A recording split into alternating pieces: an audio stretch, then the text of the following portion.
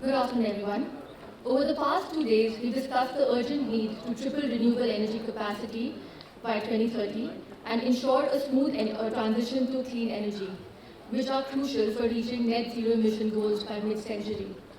Solar energy will be the heart of this transition, and to meet our objectives, we must add at least 600 gigawatts of solar power annually till 2030, requiring an investment of USD 500 billion each year.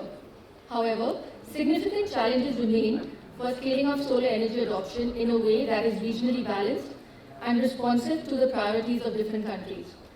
This means creating a diversified and resilient global solar manufacturing supply chain and creating the required conditions to mobilize investments and for fostering technological innovations.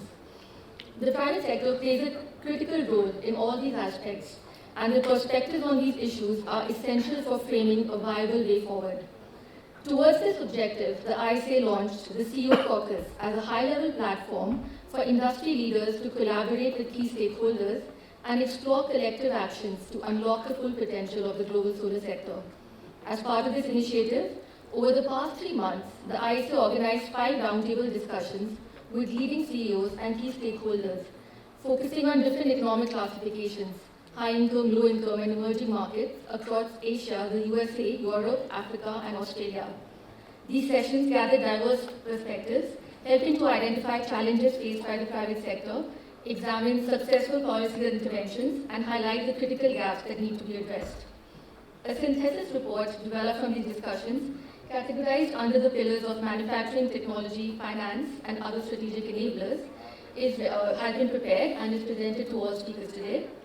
In this report, we have tried to capture the actionable insights highlighted by various discussants to outline the way forward and promote solar and solar manufacturing growth across different regions. As we move this platform forward, we look forward to exploring in greater depth priority issues and developing tangible measures for ISA to focus on for strengthening the private sector's leadership to achieve our goal. Thank you very much. Thank you. Can we please hear it for Amiksha, everyone?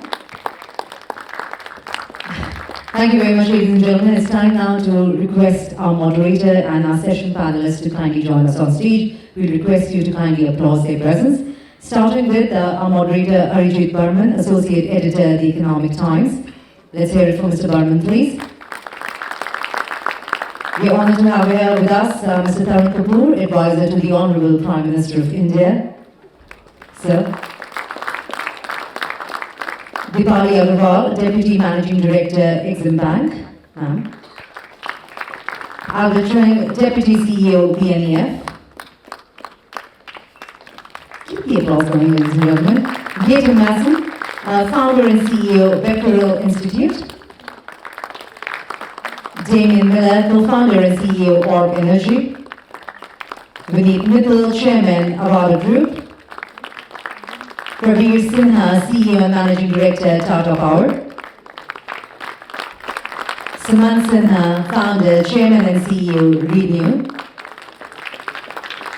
Shilpa Urhekar, Chief Executive Officer, Genzol Engineering Limited, Solar EPC India. And as I always say, our very own Dr. Ajay Mathur, Director General, ISA. It's a highly distinguished and esteemed panel right here with us, ladies and gentlemen. I want you to just put your hands together and celebrate them even before the discussion starts on stage.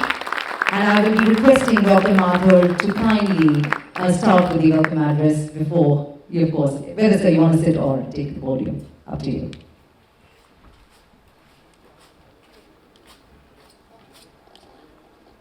Thank you. It's a pleasure to have all of you here. Why is this not on? It's working. It's a pleasure to have all of you here.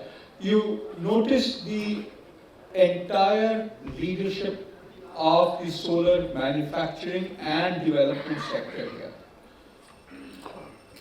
Over the past few months, we have engaged with such CEO caucuses in Europe, in the US, in Africa, in Asia Pacific. And as we have heard from them, what are the challenges, particularly as far as technology development and manufacturing is concerned. We are bringing this out, the results, the conclusions from the 5 round tables. We're bringing them out as conclusions in a report called Unlocking the Solar Potential. And what is very clear is that there is a need for a diversified and more resilient global solar manufacturing supply chain. And I emphasize resilience and I emphasize supply chain as well.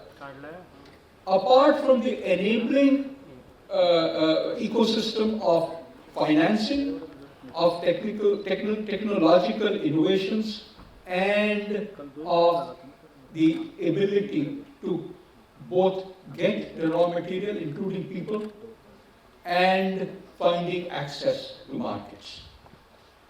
However, what we have seen is that there are a lot of challenges right now. In the current oversupply, the global supply of wafers is roughly, the capacity is roughly double of what the annual demand is. So the global oversupply makes it very difficult to build a domestic solar supply chain. So manufacturers highlighted the fact that by itself, particularly manufacturing of cells, is unprofitable. And therefore, the need for inter-regional cooperation as far as manufacturing is concerned. In particular, in Europe, manufacturers said, we need to look at places such as India to set up manufacturing. In many geographies, there's also a problem of the lack of policy certainty. So, investors particularly look for certainty as they move because they want to ensure that they get returns. And if they don't see the kind of certainty, therefore the kind of demand, therefore investments don't occur. But more importantly, it is issues which are larger than just the solar area. The macroeconomic questions increase, therefore, the political risks that are associated with the manufacturing, and therefore the interest rates become higher. But one of the issues that was said by almost everybody was the shortage of the skilled labor. Because whenever you're talking either manufacturing of cells or the fabrication of modules from those cells, we are talking of a relatively skilled manpower. And one of the things that we heard, and you have the person who said it right here, you develop a person and he changes job because that he becomes a skilled. This is a major problem, and therefore we need to look at an outside company, but a certification system in order to create the environment within which the people can be developed to a particular level, and companies can feel comfortable in hiring them. So this is one of the interventions that we speak about. We also speak about the need to create the public policies which promote the development of local capacity. We speak about the public policy partnerships that are needed for the financing to occur, because very, very clearly, while the technological partnership may be coming interregionally, you do need local partners to be able to provide the kinds of supply chains that are needed to go along. One of the interesting things was that we noticed that there was a lot of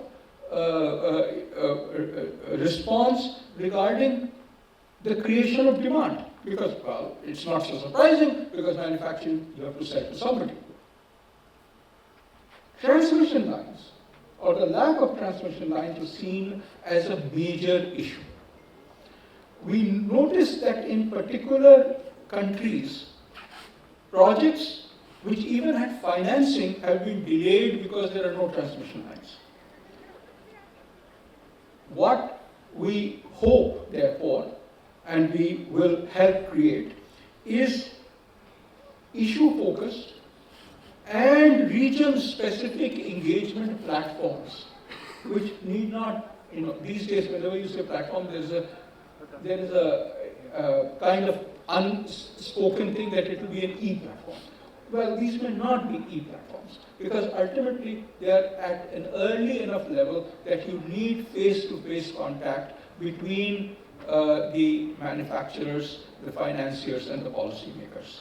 But we need these kinds of platforms to enable us to navigate the policy and regulatory landscapes and to secure the critical investments that are needed to both create the investment, create the supply chains, and to penetrate new markets. We hope that the ongoing CEO dialogue will bring value, particularly to the private sector, and also helps us in engaging with them and enabling changes that are seen as being essential for the solar industry to grow. Without further ado, can I request Mr. Tarun Kapoor, our esteemed guest, who has a long history in renewable energy, to provide his valuable insights and deliver the keynote lecture.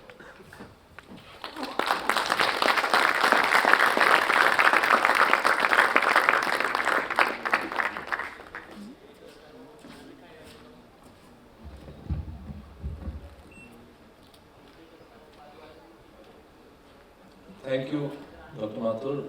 My insights are not more than insights of the illustrious panel here. So all the panelists and all the participants, a lot of good things are happening in the renewable energy sector all over the world, and now we can say that solar has reached a stage where it is taking off. It's taking off on its own because the price has also reached a level where now it's cheaper than fossil fuels. So now there is no reason for any country or any distribution company or anyone who has to take that decision to decide in favor of renewable energy. Challenge is storage, which will also gradually be overcome. Some solutions are already there.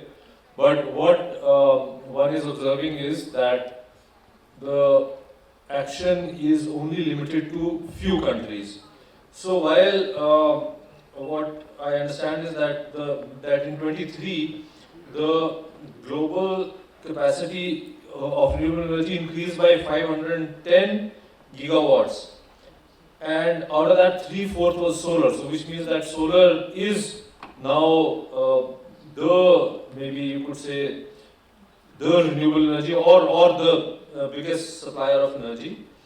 And the forecast is that by 2028 there will be 7,300 gigawatt installed. But out of that 60% would be in China. So just one country dominating the entire installation scenario. And other than China, what I hear is that action is only in US, Europe, Brazil and India. That's all. So even in some of the other countries on the eastern side, not too much happening. So International Solar Alliance has a major role in this regard, how to get countries or governments to frame policies which favor more and more penetration of renewables, because price is right and the time is right, but then how do we do this? That's a challenge. So the entire renewable energy family, I would call it, all stakeholders who are connected to renewable energy, be it manufacturers, be it the companies who are into installation and running plants, or maybe other institutions, we all have to apply our minds to see how we can really spread this. And price, to So it declined drastically in 23, 50% decline in solar price in just 1 year. So that's again something very good for the buyers, but not generally. I would say that an imbalance also is not right. Overcapacity, which Dr. Mathur also mentioned, overcapacity is leading to a price which may not be sustainable. So countries have to put some barriers to ensure that manufacturing does spread out all over the world. It can't happen that manufacturing remains only in one country. So therefore, various countries are putting barriers which will happen. But then those barriers should be such that the real price or the real situation comes out. So what again one is observing is that the cost of generating power in various countries from solar or renewables is also varying quite a lot. So it's not even close. It's not even say between plus minus 10% or something. It's sometimes even double in some countries. So it has lots to do with policies, lots to do with taxation. So how to ensure that at least with good policies and favorable taxation, we can bring the price to as reasonable level as is possible to sustain manufacturing. So that is something one needs to work on, and then spread this whole operation all over the world. Now, as far as supply chain is concerned, so 80% to 95%. For some certain items it's 80%, but for some items like wafers and all, 95% is in China. So that again is a dangerous sign which has to be changed. And for that, then countries like India is the country where manufacturing can happen in a big way, and the alternate is India. It has to be India. Those kinds of volumes are not possible anywhere else in the world, and you need scale if you really need to match the price, and if you and also there is so much innovation taking place. Technology is also changing every 3 or 4 or 5 years.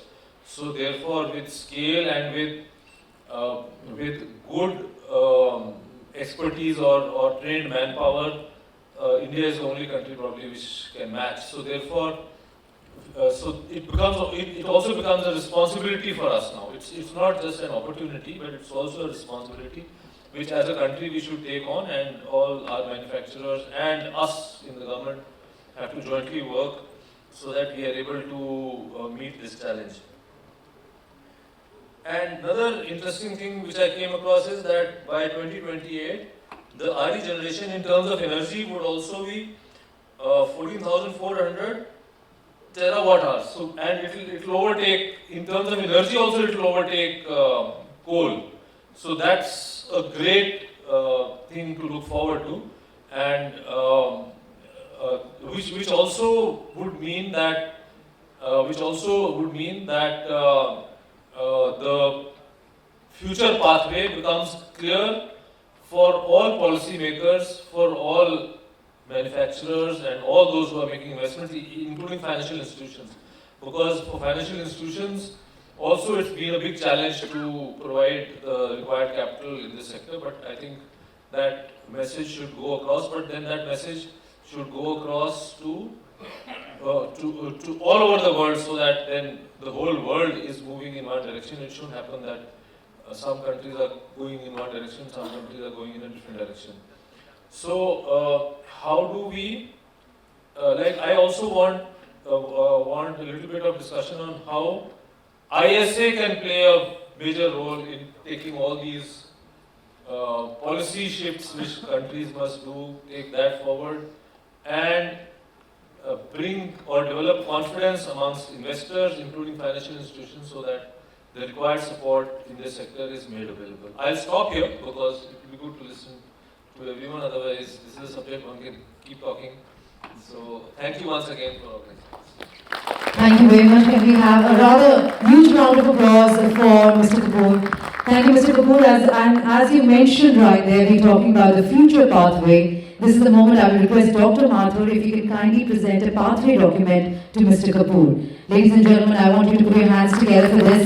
Unlocking Solar Potential, a case for private sector leadership. This report essentially captures inputs and recommendations from industry towards enhancing solar manufacturing, technology and finance in the global south. Can I please request everyone for a photo opportunity before we go forward? If you can please have the document in your hand, and I request the photographers to just seize this moment with a nice photograph. And everyone else can partake in it by putting their hands together, of course.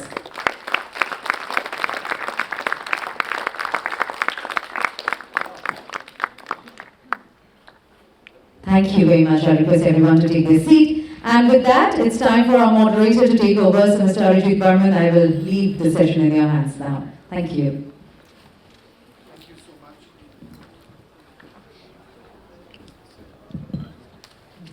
Thank you.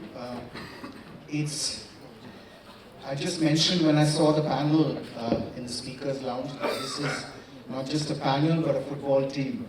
And we have just 39 minutes, not even a half of a football match, so we'll get going.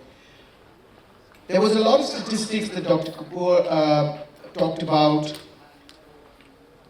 for the future, but I wanted to just start by pointing out some statistics that we culled out from the past, which is about the rate of growth in the solar sector.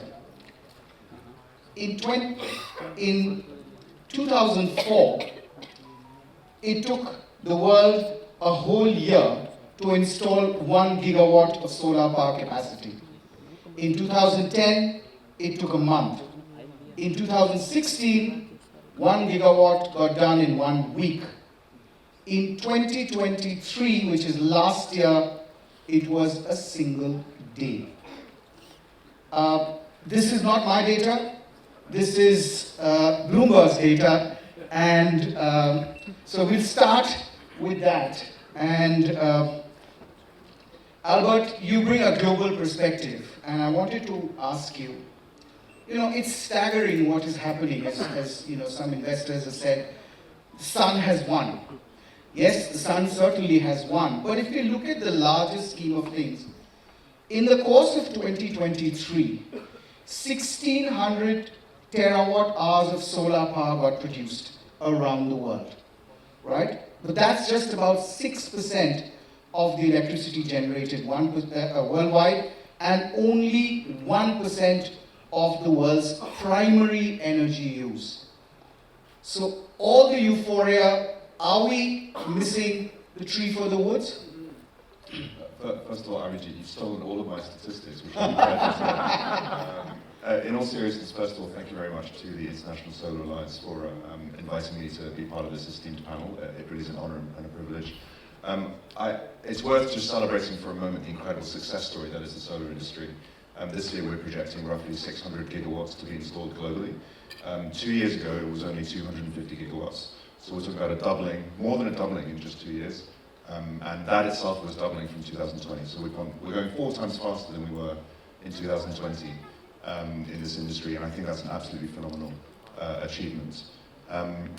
It's also penetrating many, many markets. So more than 100 markets around the world are installing solar. Many of them obviously not fast enough, but that, this is really a democratized opportunity. And it's popping up in the most unexpected places. I spend a lot of time in South Africa. My wife is South African. So just as one example, a couple of years ago when we would visit, there were rolling blackouts. You would lose power for 4 or 6 hours, 1 or 2 times a day, because of coal plant outages in South Africa. And in our data, we started noticing gigawatts of modules being imported into South Africa, and nobody knew where they were going. It turns out they were ending up on rooftops. And now South Africa, that no longer has a load shedding problem, has recently celebrated 100 days without a blackout across the country. The first time, I think, in 4 years that's happened. And I don't think people there know, but I think it's because of solar. So I think it's important to celebrate the wins. And yes, we're only at 6% penetration in the global power system of solar. But when we look forward, you're all aware of the global tripling renewables pledge to 2030. When we ran the numbers on that last year, we calculated that, roughly speaking, Because hydro is not growing so quickly, roughly speaking, you probably need to quadruple solar and quadruple wind by 2030, just because the install base of hydro is not going to grow so quickly.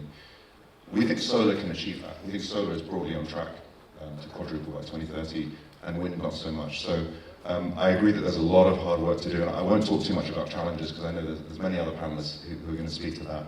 But I think I just want to start by kick things off by saying this is an incredible success story, and I think many people here have a lot to be proud of for that. No doubt. Just one small, observation or comment. Anybody wants to come in, we want to keep the discussion free-flowing. So if anybody wants to come in at any point, please do so. Otherwise it becomes very structured and rigid, and we can do away with that. Yeah.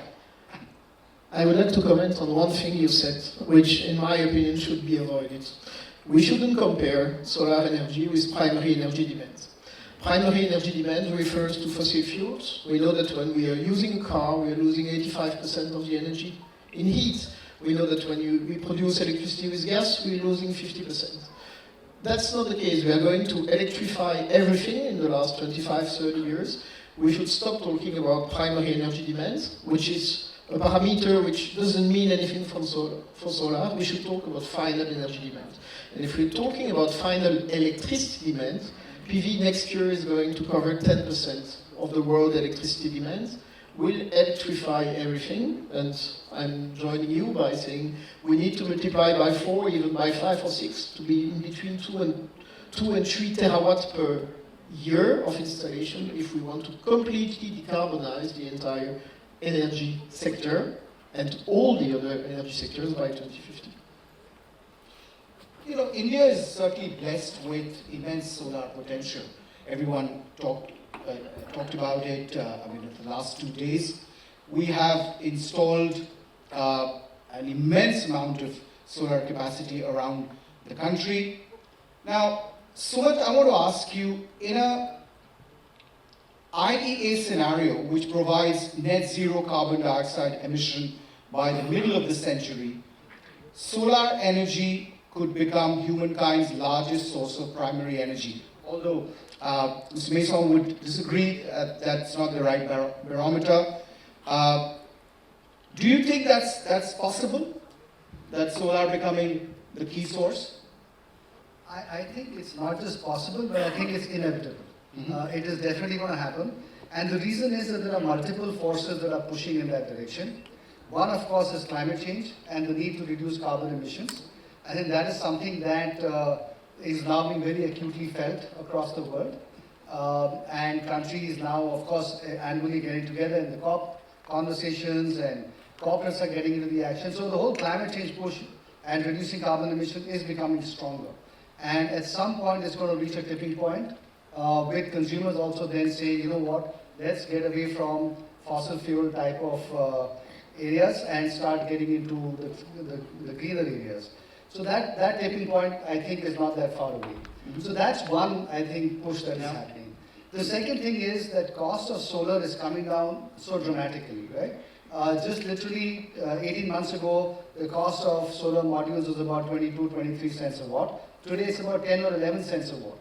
And this is without any fundamental shift in technology. This is just manufacturing, overcapacity in the industry, and those kinds of things. Now when you layer on top of that technology improvements, and you all know that things like perovskites and so on are also down the road, that will improve efficiencies to 30-35% or more.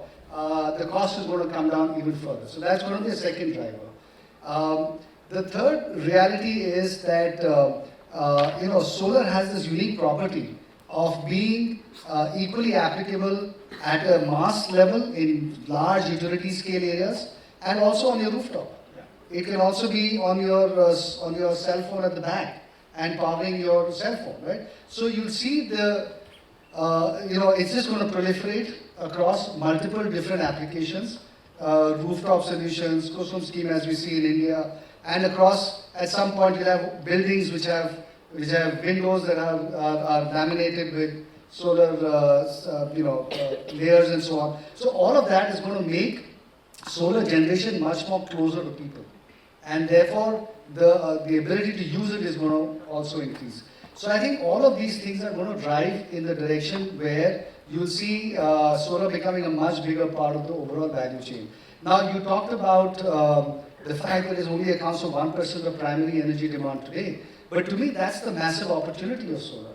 Because to me, it's inevitable that when you look at, let's say, 2047 numbers, which is the target that the Honorable Prime Minister has set for India to become a Viksit country, by that time, we need to have almost 10 terawatts of renewable energy. And the majority of that is going to be solar. Which means that if today we are at about 80, 90 or 100 gigawatts even, at that point, we have to get to numbers that are 100 times of that size, literally in the next 20, 25 years. And so we have to install massive capacities. And that will then lead to the development of we today have obviously an industry, but I think given the scale of the opportunity, we'll have a much vaster industry being developed. There are going to be many more people in installing it, managing it, maintaining it. Many more skilled people will be in the industry. And the same thing is going to happen, apply on the manufacturing side. And to me, it's also very clear with all the work that the government is doing that India will become a manufacturing center for solar modules and the entire sort of attendant ecosystem. So for me, I think it's a very exciting area right now. There's going to be massive, massive growth in the future, and it's going to become a lot more ubiquitous than it is right now. Now, you raised a very important point, Sumant, and that's what I'm going to ask Mr. Sinha, Vineet, and others can also join in. 22 cents has crashed, panel prices have come down to between 10 and 15. Probably may even go down further. How do you make a business case? How do you make a business plan in such volatile, when prices are such volatile? Let me try to respond to this, but before that, I think what is really a big opportunity for our country is that right across the country, north, south, east, west, most of the places we have more than 300 days of sunshine. Most of the places it is 330 to 340 days. And that gives us a great opportunity. In fact, they always now say that sun is the new oil for us. And the way we can use it, and we can use it on a distributed basis.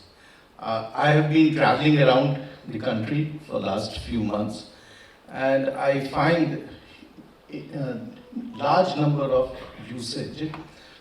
We went to a few places in Rajasthan, and they said that we have put a rooftop solar.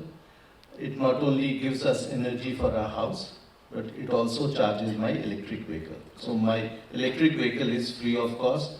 कोई average का question नहीं है. Similarly, few places we went, and we found that because of the heat conditions and the climate change, people are now going for air conditioning, and air conditioning loads are increasing. They said now we have put our own solar panels, and we get energy from the air, from that, and we use the air conditioner, and our electricity bills have not gone up but actually have come down. So I think for us, the distributed part of it is something which is very, very unexploited. We have very small of rooftop. The recent program of Prime Minister of 1 crore household, I think is just the beginning. We have 30 crore households in our country.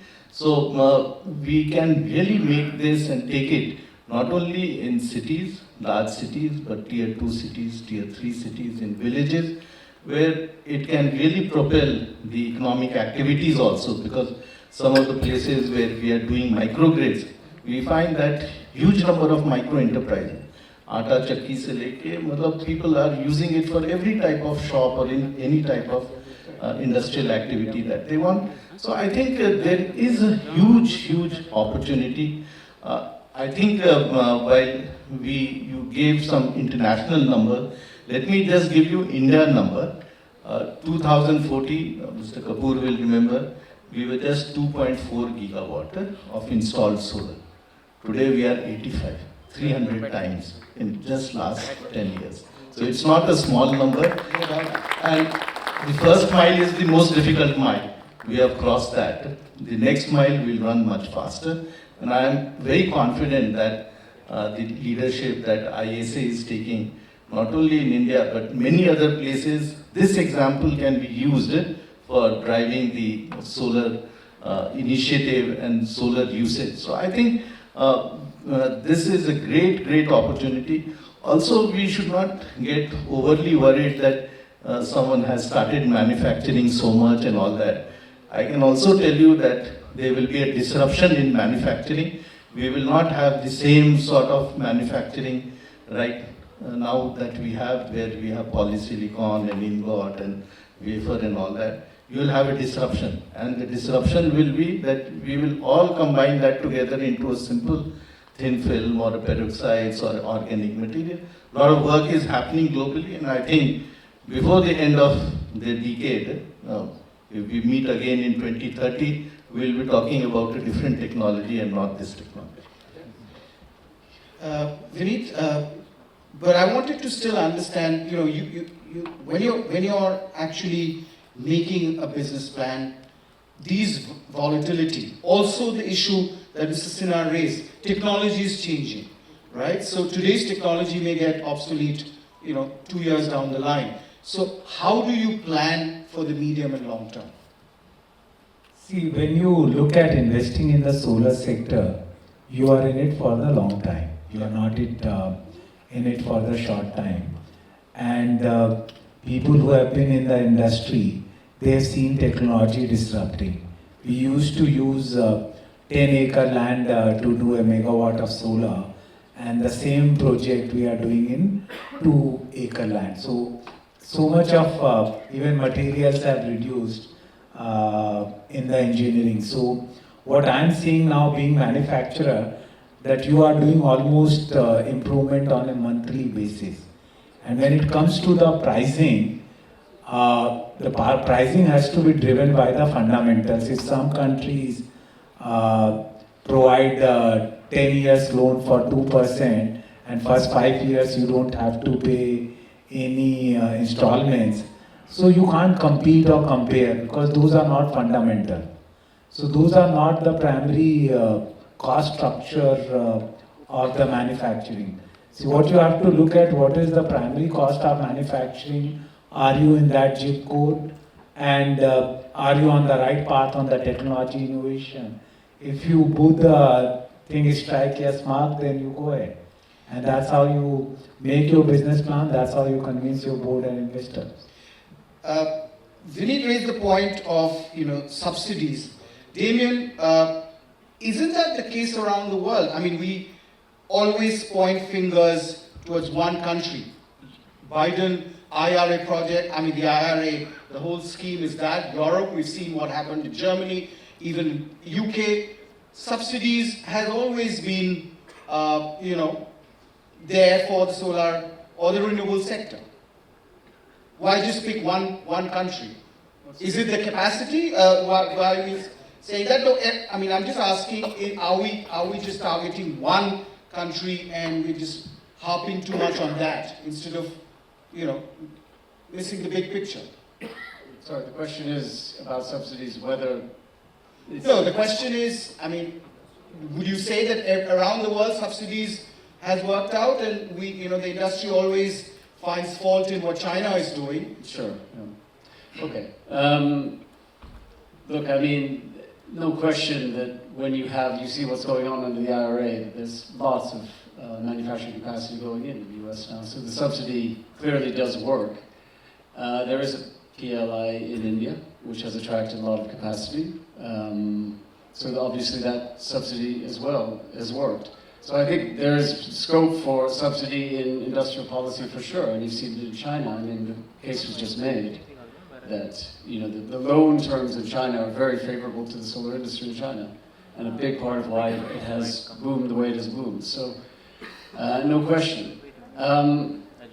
If we're talking about other aspects to industrial policy, there's the thing that we see now as a company that is looking hard at vertical integration. We do rooftop.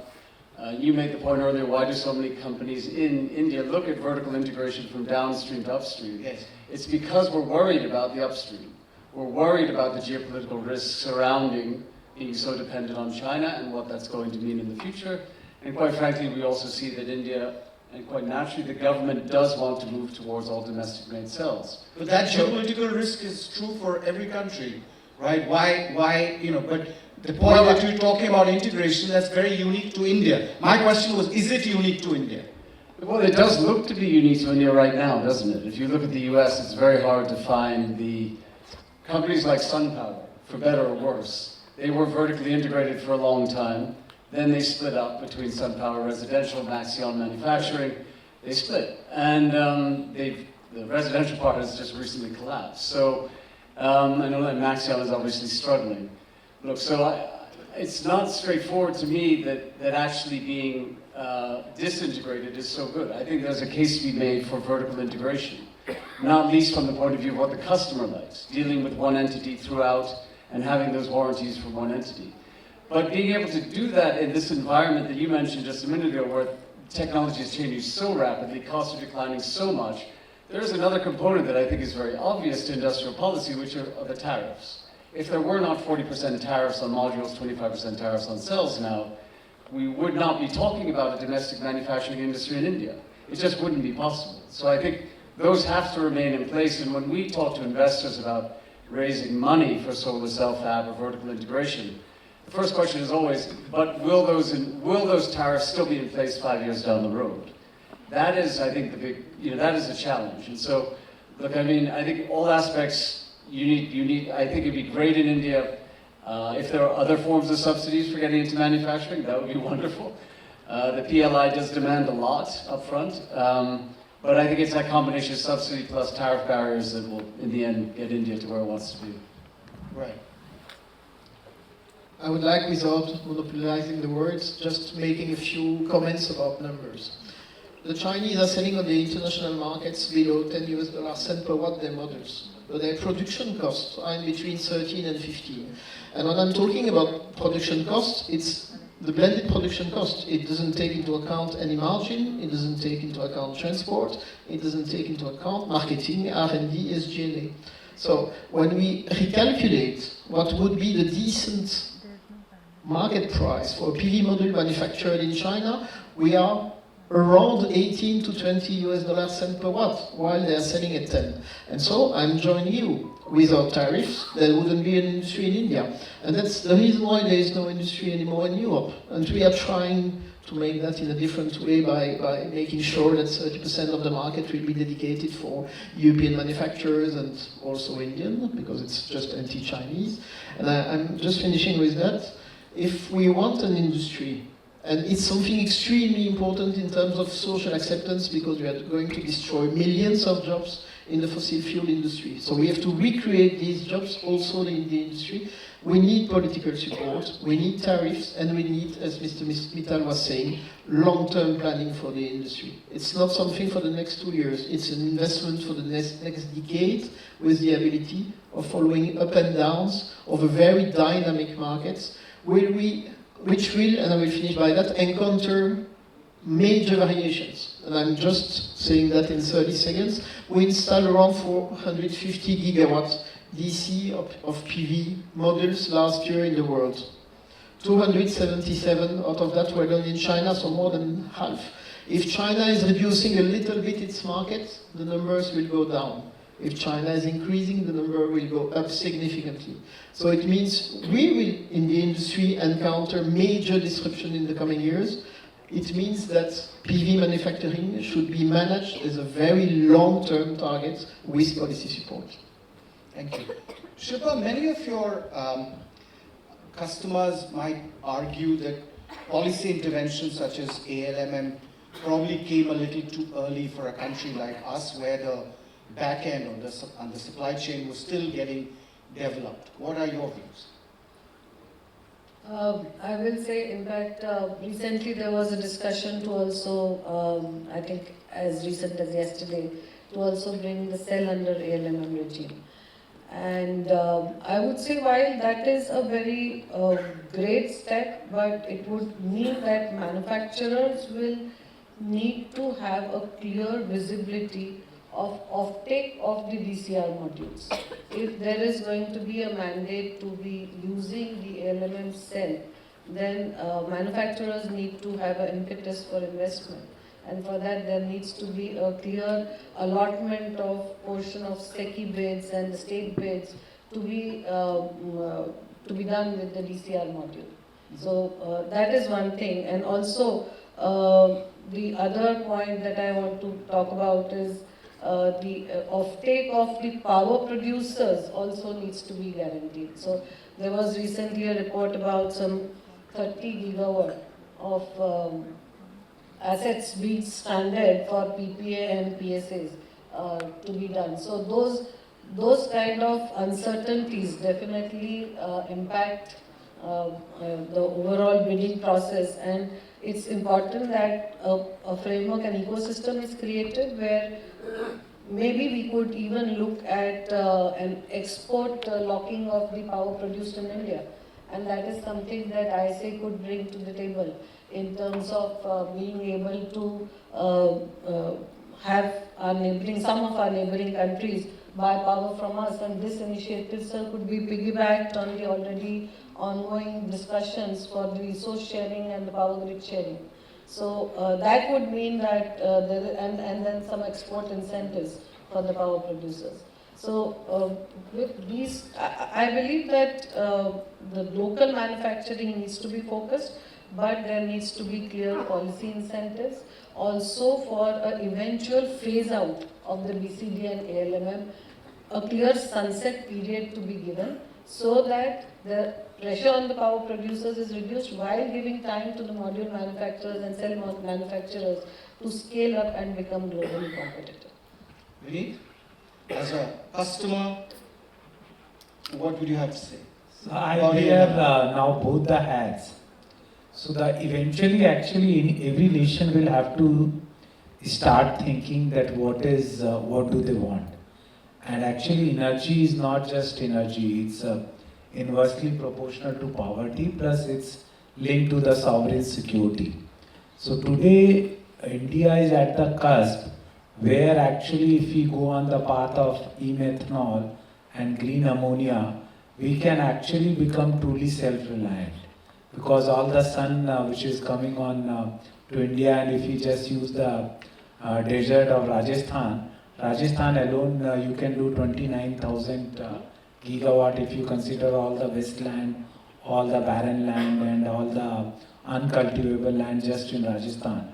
And those are have potential to split the water into hydrogen and build the green hydrogen economy. And for long-term viability of this industry, it is important to have policy consistency. And policy consistency in form of support, because the competition you are dealing is not fair.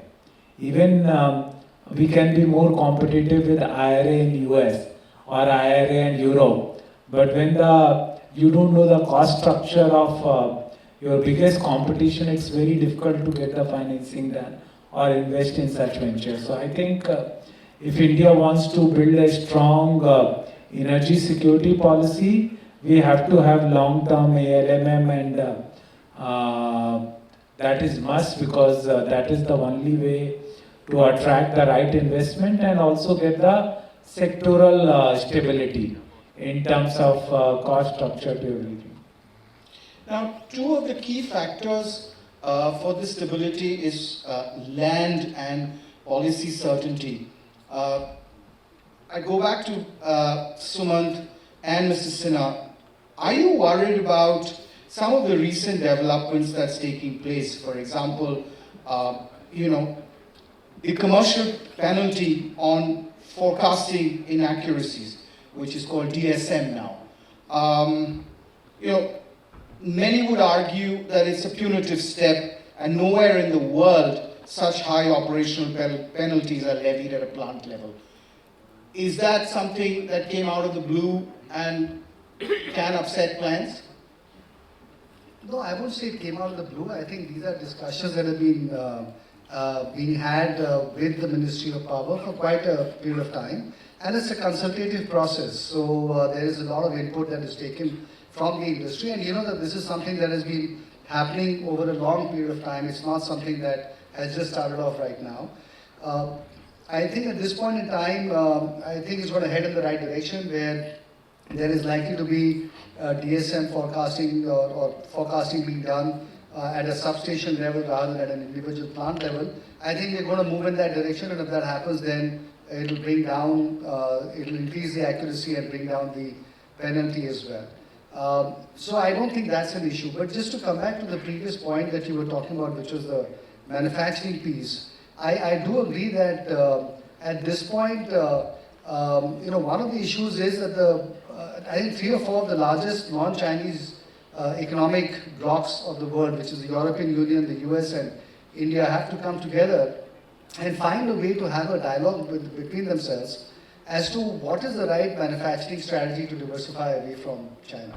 I think if everybody starts trying to manufacture themselves, which is really the direction that we are going in, and that was in fact the question you were posing, then that's going to lead to a very suboptimal outcome, because the costs of production are vastly higher in the US and in Europe as compared to India. And so the US and Europe are going to be giving massive subsidies to create a manufacturing industry to protect the jobs, as was being discussed earlier, which is going to lead to a massive misallocation of global capital, which capital could have been much better spent in other decarbonization efforts, for example. And so that's something that I think these 3 particular sort of economic blocks have to come together and discuss with each other as to how India can actually become the fulcrum around which the manufacturing can take place, and how those countries can have preferential import agreements from India. But we also therefore need I think this protection through tariffs does not work. You have to have a protection based on actual hard borders.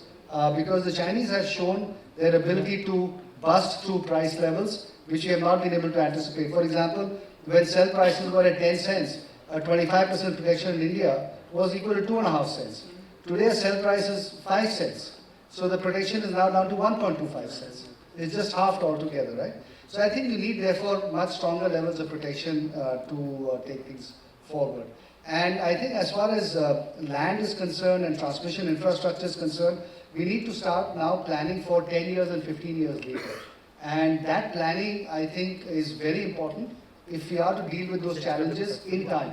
Because while today we want to add 30-40 gigawatts of solar, 5-10 years from now, as we have more electric mobility coming in, as you have the green hydrogen ecosystem being developed, you will need to have 100 gigawatts of solar coming into the grid every year, for which we need a very different way of allocating land. We need a very different grid. Today the grid is still managed with the old sort of thermal mentality, so that has to change a little bit. And some of these things like DSM and all are also coming from that mindset. So the whole grid management framework has to be totally rethought, ground up. And we also need a whole new transmission infrastructure that will have to be managed and built in a very different way if we are to get to these numbers eventually. So I think that debottlenecking of 10-15 years later, I think needs to also be happening in parallel to whatever we are doing right now. And I can see Mr. Kapoor is thinking to himself that in fact this is in fact exactly what the government is doing. And some of those conversations certainly are happening. But I think we just need to speed it up and really put it in place so that there is a clear vision for people like us, so that we can start making investments along with that and compatible with that for the future. So, if you may, I would like to add a point to that. So when Suman sir talked about having a grid and having an ecosystem, I also believe that the other thrust that solar can get is if it is mixed with other technologies like storage. And I believe the storage per se as a technology has done a tremendous strides. The cell is becoming more robust, the containers are becoming more dense. And while all this is happening, the investments, the capital flow is still limited, basically because of the limitations of supply chain and demand aggregation, and also because of the unproven performance of solar, of storage still.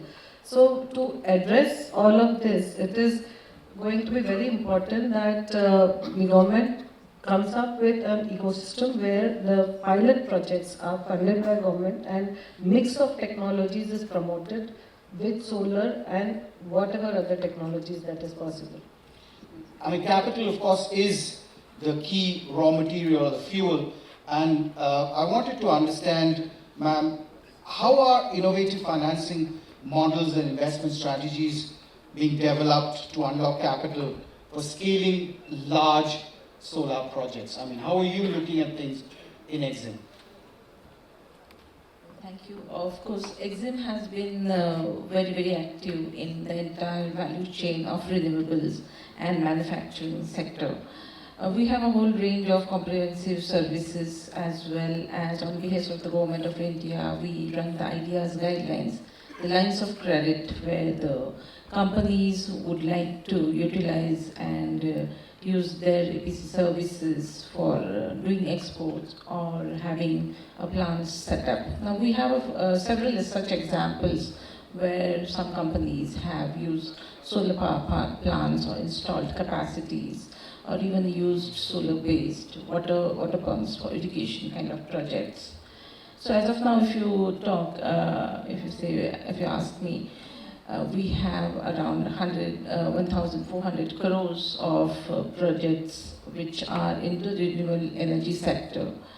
And coming to the lines of credit, I would say out of the 800 million projects, around 250 million projects are totally dedicated towards solar. So this particular sector is definitely something which is close to our heart. In fact, recently the bank has also come up with a new program called Sustainable Finance Program, which will look at renewable energy financing as well as look into transition wherever there is more and more awareness which is getting created for usage of renewable sector, how to move and transit from thermal to this renewable sector, maybe it be wind or solar or otherwise. So that is where the bank is also focusing. Going forward, we would like to have almost 10% of our total commercial business dedicated to this sector. So that is how Exim Bank would like to contribute. We are running out of time and I've been told to end our panel, but before we do that, last comments from all of you as to, we talked about the positives, but what are the challenges we have to keep in mind, both from a global as well as India point of view, to achieve the ambitious targets that we have set for ourselves? Damien? If I could maybe answer that and reflect on some of the comments from the other panelists. I think on the land piece, we've done a lot of modelling this year on the land requirements for the global energy transition to achieve net zero. And for wind and solar and bioenergy to scale up in line with net zero, we calculate you need to allocate the total land of India and the EU to those applications for the world to reach net zero. But when you look country by country, there's enough land to do it. The issue is that we don't optimize for land use. We don't carefully think about what's the optimal land use. Is it agriculture? Is it solar? Is it some mix? And we haven't thought about biodiversity yet. We haven't thought about protecting 1/3 of our land for nature. So there's a lot more work to do. The aggregates can add up, but how do we really work that out? We also, I think, a couple of panelists spoke about grids and storage. We think grid investment needs to double. So we talk about tripling renewables. We think grid investment needs to double. Right now, grid investment is about half what it needs to be. Energy storage capacity needs to go 16x to 2030. 16x. Globally? Globally. So those are some of the next phase challenges. So when I think about, again, I think about solar as being a sector which is in good health. Clearly there are strategic questions about diversification of supply chains. But I think there are other areas of the energy transition which will enable the growth of solar, which really require more attention. And that's why I think we should be spending our energies in the next few years. But from a land point of view, would you say compared to wind and other forms of power generation, acceptance for solar is higher in Asian economies, at least, where population density is much? Absolutely. And that's one of the challenges, and that's why I think solar is doing so well in comparison to wind, which is also a major contributor and is doing very, very well. Wind recently hit 1 terawatt globally, which is a major milestone. But solar is just going so much faster, and that's because of the relative ease of deployment, the fact that people don't mind having it nearby, et cetera, et cetera. Right. Damien? Yeah, so just quickly, I know we're running out of time. So we are a rooftop solar company. That's what we primarily focus on. Ranked somewhere in top 3, top 5 in India. What we see, if we just quickly talk about challenges, because I think that's what would we love to see more of. I think obviously the capital subsidy for residential rooftop was great. That's spurred the market. I wonder whether more tax incentive structures could be used instead of capital subsidies. I think in the C&I sector, the 40% accelerated depreciation in India is great. That always keeps our SME customers focused.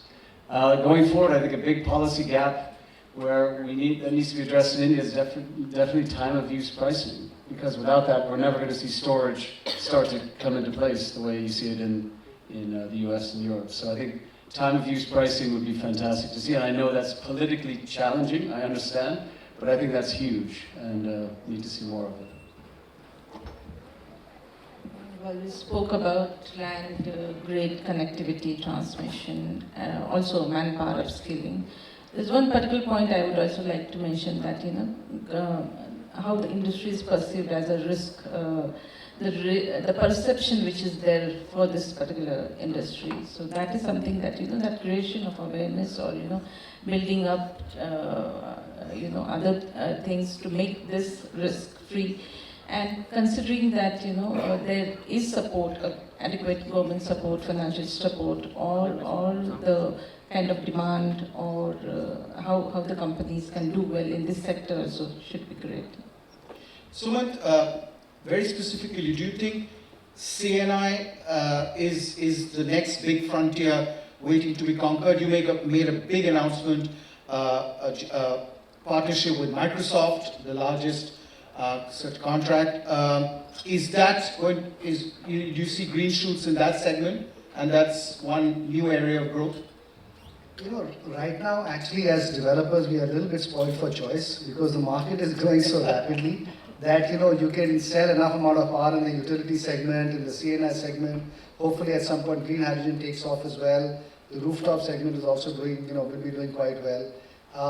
So I think all of those areas are going to be very promising and very attractive and will keep growing rapidly. And I think we will have to make sure that we develop all of those areas equally. Right. Some of the areas that I still feel we can do much better is on the consistency of policy. We have 28 states and union territories. All of them come with different policies, and there is always a challenge because as soon as the government changes, they come up with a new set of things which derails the existing policy which was there. And many of them can actually stop we've seen how it happened in Andhra, how in some of the other states on water charges in Himachal and other places. We are now seeing Tamil Nadu has come that if you want a CTU connection, you need to give 50 lakhs per unit. So I think the consistency of policy and the enforcement of the policies, the RPO obligations, though it has been there since 2010, the implementation does not take place. So these are two very, very critical areas that we need to ensure that we don't deviate. Otherwise, how do the investors, how do the developers come forward, how the lenders will come forward and do financing of such projects. So I think these are some of the ground conditions which we need to work on. Ma'am, from a manufacturing point of view, how can India potentially compete with China? I believe that there is an immediate need to focus on R&D and innovation in the country. It is going to be the key factor where we can differentiate ourselves, lock in technologies in commensuration with your raw material availabilities, and make sure that these are available for long term, and those technologies offtake has to be again in line with the manufacturing. So R&D and innovation, ideate, incubate and implement. I'll give the last word to you, Vineet, but before that I want to understand from you, Sumant also talked about a larger collaboration between various economies, India, large economies in the EU. Is that possible? Do you think that's the way ahead? I would say it very simply. Indian investments in solar manufacturing in Europe are welcome. And you were talking, ma'am, about R&D. I think we have in Europe still many interesting research centers that have invested millions in the last years in interesting solar breakthrough. They need local manufacturing, and I'm, as chairman of the European Solar Manufacturing Council, I'm highly calling Indians, Europeans, and Americans to align if we want to have the possibility to fight or to find our place against China. And I will finish by that. I will never criticize China, because what we have today in terms of PV development is coming from them, and massive investment they did. But we have to recognize that we are too small alone. Thank you very much. Vinit, every year when the community meets and talks about or sets target to climate, net zero targets or climate change, talk about the climate change issue, lots of pledges are made, but then, traditional, we saw big oil companies all talk about, stopping new investments in fossil fuels. A year down the line, most of them have reneged on their promises, have gone back. Would you say that, considering India is blessed with such solar potential, if prices keep going down, solar would grow even if people persist in burning coal or oil alongside? So I would say globally, one of the primary reasons why solar and wind is growing, because levelized cost of electricity is almost half. It's not just cheaper, it's half the cost if you compare, and if you add storage into it, also it is cheaper than conventional power. And that's where economy is now driving such a rapid transition, not the policies and commitment. In fact, one of the major oil and gas company CEO told me that how do you guys work at 12 to 14% equity IRR in Indian rupees term, whereas we struggle, and our oil and gas company would do in high teens to for oil and gas, and that is why we are now deferring all our plans to invest into renewable. So basically, I would say if India wants to continue on this journey, cost is a major driver which is already achieved. But more than that, now it's a time to start imposing carbon tax. And the carbon market has to be the compliance market, which has been discussed for last several years, and even I've been part of many of those discussions, has to come into the play. Otherwise, India and Europe will start fighting on CBAM, and something like CBAM, which is very good for decarbonizing the world, will become into a geopolitics tussle. So what India needs is its own local carbon market. Second is building the transmission line in advance for even 2035 plans. You start awarding out the contract now, and instead of individual substation based contract, they should do a regional contract. That whatever capacities planned in Bikaner, Jodhpur and Barmer, combine and give out a contract so that everyone knows where to go. And third thing, I would say that banks currently have no motivation to support our sector. And the RBI has a struggle that you can't make it into priority sector, otherwise the bottom of pyramid won't get funding. So the best way is that the CRR and SLR tweaking, that anyone who is doing green, reduce it by 100 basis point. There is already such a strong payment security of central government. So it's in that way it is indirect way of solving the problem and making sure that capital is never a constraint for this sector, which will translate into a cheaper tariff as well. So I would say that carbon market, building transmission line in advance, and having a differential CRR for the green energy sector is must for India to continue on doing this journey. Thanks, Vinny. I mean, I started with, borrowing from Albert. I will do the same once again, so please excuse me. as per your data, in 2015, the levelized cost of electricity, or LCOE, for solar on a global basis was $122 per megawatt hour.